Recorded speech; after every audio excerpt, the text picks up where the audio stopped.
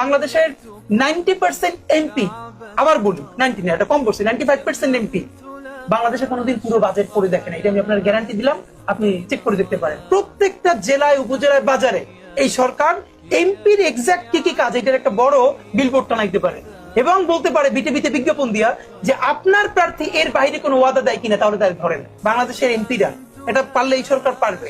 এই যে বাংলাদেশের এমপিরা যে দলের হোক এমপি প্রার্থী, তারা প্রতি এলাকায় গিয়ে যে প্রতিশ্রুতিগুলো দেয় এর 80% তার কাজেই না, তার অ্যাক্টিভিটিজ এর মধ্যেই নাই। রাস্তা কোনটা হবে, স্কুল কোনটা হবে, ব্রিজ কোনটা হবে, এইটা কি এমপির কাজ? মানে সে পার্লামেন্টের কাজটা কি সেটাই জানেন, তাহলে স্থানীয় সরকারের কাজ কি? পৌরসভার মেয়রের কাজ কি, কমিশনারের কাজ কি, যে এবং অন্যান্য তাদের কাজ কি? এর মানে পৌরসভার মেয়রের কাজও করবে এমপি, তারপরে উপজেলা পরিষদের চেয়ারম্যানের কাজ করবে এমপি, সবই এমপি করলে তাহলে ওই পোস্টগুলো রাষ্ট্র, এতটা রাষ্ট্র না, জনগণের টাকায় পালে কিসের জন্য?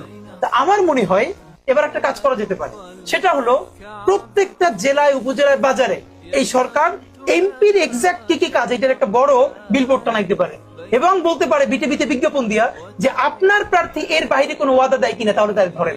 এই জন্য আমি আমাদের তরুণ ভোটারদেরকে আমি বিভিন্ন টক শো এবং আমাদের প্রোগ্রামে বলেছি, প্লিজ আপনারা আপনার এলাকায় যখনই কোনো প্রার্থী বলবে আমি এই রাস্তা করবো, এইটা করবো, এইটা করবো, আপনি তাকে জিজ্ঞেস করেন এটা কি আপনার এখতিয়ারের মধ্যে আছে। যদি এখতিয়ারের মধ্যে না থাকে তাহলে দুইটা, হয়তো আপনি মিথ্যা বলছেন, অথবা আপনি যদি আসলে এটা করেন তাহলে পৌরসভার মেয়রের কাজকে আপনি অনধিকার চর্চা করে কাইরে নিয়ে আপনি করবেন, তাহলে আপনার এটা কাজ না। বরং এমপিদের, এবং আপনি জানেন এই যে পৌরসভার মেয়রের কাজ, কমিশনারের কাজ, উপজেলা পরিষদের, জেলা পরিষদের কাজগুলো যদি এমপিরা অবৈধ হস্তক্ষেপ করতে না পারে, তাহলে এই যে সবাই এমপি হওয়ার জন্য কোটি কোটি টাকা খরচ করে না, 3 ভাগের 2 ভাগ কমে যাবে। কারণ সে তো এলাকায় খাওয়াই পাবে না, তার কাজেরও পড়াশোনা করা লাগবে, বিল কিভাবে পাস হয়, পলিসি মেকিং কিভাবে হয়। বাংলাদেশের 90% এমপি, আবার বলি 90 না, এটা কম করছি, 95% এমপি বাংলাদেশে কোনোদিন পুরো বাজেট করে দেখে না। এটা আমি আপনার গ্যারান্টি দিলাম, আপনি চেক করে দেখতে পারেন।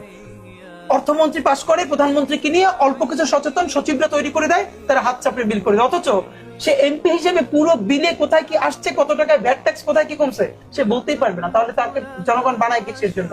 তাকে বানায় এইখানে সে ইনপুট দিবে, সে বলবে যে আপনি জনগণের কাছ থেকে এত টাকা ভ্যাট ট্যাক্স নিচ্ছেন, প্রান্তিক মানুষের কার থেকে, কিন্তু তার চিকিৎসার জন্য, তার শিক্ষার জন্য খুবই অল্প কয় টাকা বরাদ্দ করছেন। আপনি সেই সব টাকারে কাইরে নিয়া আপনি যে পূর্বাচলে উড়াল সেতু বানাইতেছেন, সেখানে কোনো গরিব উঠতে পারবে না, সিএনজি উঠতে পারবে না। এর মানে আপনি কম ধনী মানুষদের টাকা ভ্যাট ট্যাক্স নিয়ে আপনি ধনীদের জন্য বিনিয়োগ করতেছেন, এইটা আমি হইতে দিব না, এটা এমপিকে বলতে পারতে হবে। এবার আপনি চিন্তা করেন, বাংলাদেশের তরুণরা কিছু না, এইবার যত সংসদীয় লোক, আমি এবং আপনার মাধ্যমে বিনীতভাবে বলতে চাই, এবার সরকারের উচিত প্রত্যেকটা আসনে একটা করে বড় পাবলিক